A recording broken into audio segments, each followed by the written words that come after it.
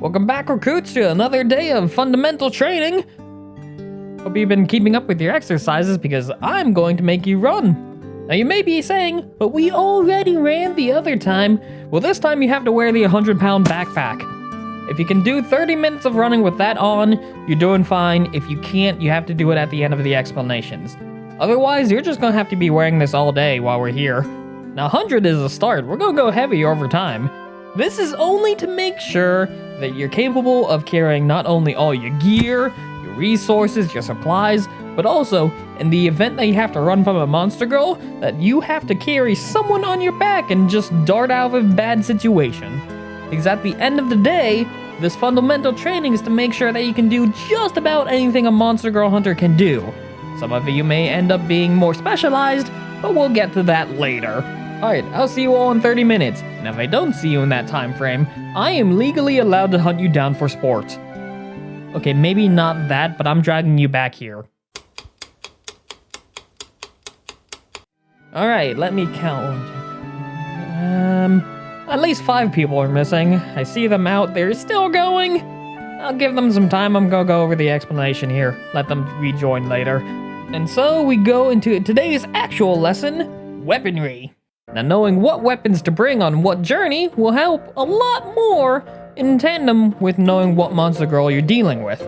If you're dealing with your run-of-the-mill slimes, kobolds, goblins, then you can use just about anything. You might want a little bit of a faster weapon like a short sword, maybe a short sword and shield, mace.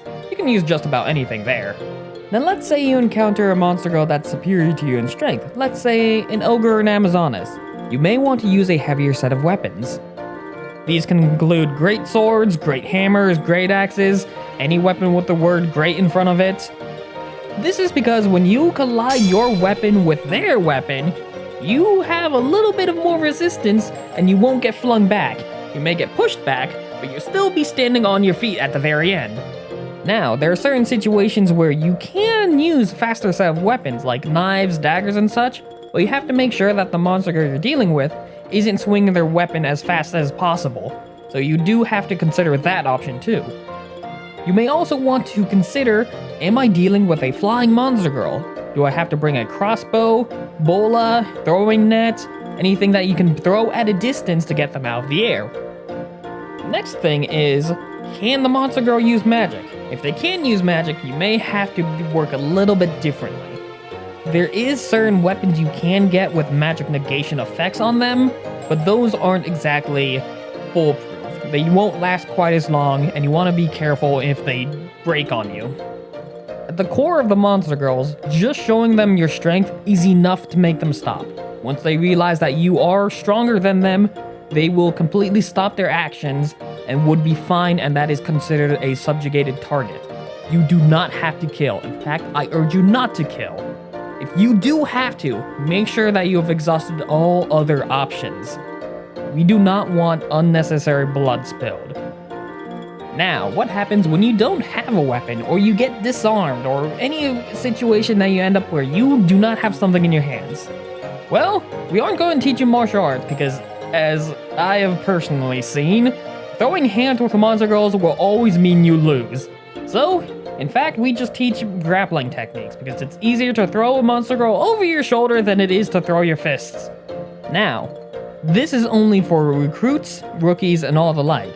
When you become experienced, you won't have these drawbacks of knowing what weapon should I bring. Some of you may even make your own weapons that are fitted perfectly to you. At that point, you don't need to think. It's all instinct from that point. Now, I've been going over weaponry, and you may be thinking, what about our armor? Well, armor is a different deal altogether. Here at the MGHA, we actually designed a special set of armor that actually helps for any situation. It's a specific set of leather armor with light plates set to it, with additional plates that you can buy to attach. This is in case that you need to go light and you need to remove some plates, or if you need to go heavier, you can put some plates on and be ready for any situation. Armor is a little bit easier to deal with weapons. You just know, am I going to be hit a lot? More plates. Am I going to be hit less? Less plates. Do I need to be faster? Less plates. Stuff like that. And so your question today is, name a monster girl, and ask what set of weapons and armors would be perfect to deal with them. Now, if you'll excuse me, I have to go collect some recruits that didn't end up making it here, and to give them additional supplementary lessons. You can all remove your backpacks, and you are now dismissed. Thank you for joining another fundamental lesson. If you enjoyed the video, remember to like, comment, and subscribe. And I'll see you all soon. Good hunting out there, everyone.